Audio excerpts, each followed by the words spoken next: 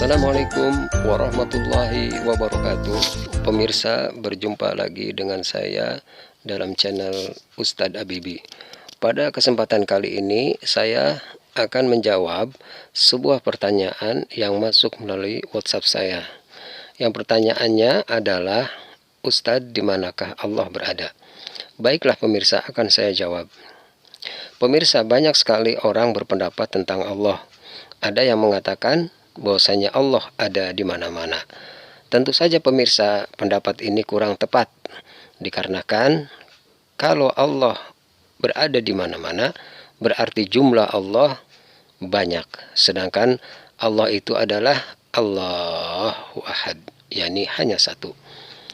Kemudian pemirsa, seandainya Allah Subhanahu wa Ta'ala ada di mana-mana, berarti secara logika Allah di tempat kotor pun ada. Subhanallahi amma yusrikun. Dan itu mustahil dan tidak mungkin Allah yang maha suci berada di tempat yang kotor. Pemirsa yang dirahmati Allah, lalu bagaimanakah dengan ayat yang berbunyi wa huwa ma'akum aynama kuntum? Dia bersama kalian dimanapun kalian berada.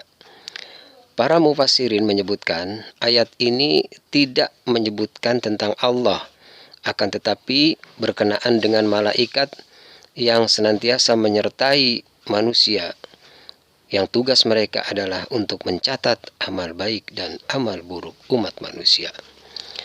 Baik pemirsa yang dirahmati Allah Subhanahu wa Ta'ala, kembali kepada pertanyaan, aina Allah, di manakah Allah? Maka untuk menjawab pertanyaan ini pemirsa, kita tidak bisa menjawab dengan pendapat kita pemirsa, atau dengan logika, atau dengan perkiraan. Karena yang maha tahu akan Allah hanyalah Allah itu sendiri.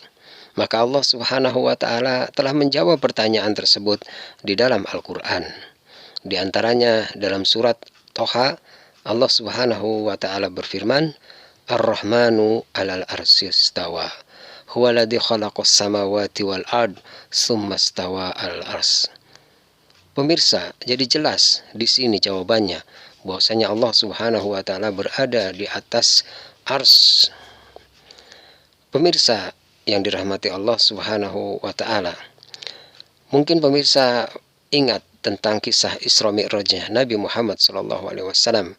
Dia berangkat dari Palestina menuju ke langit.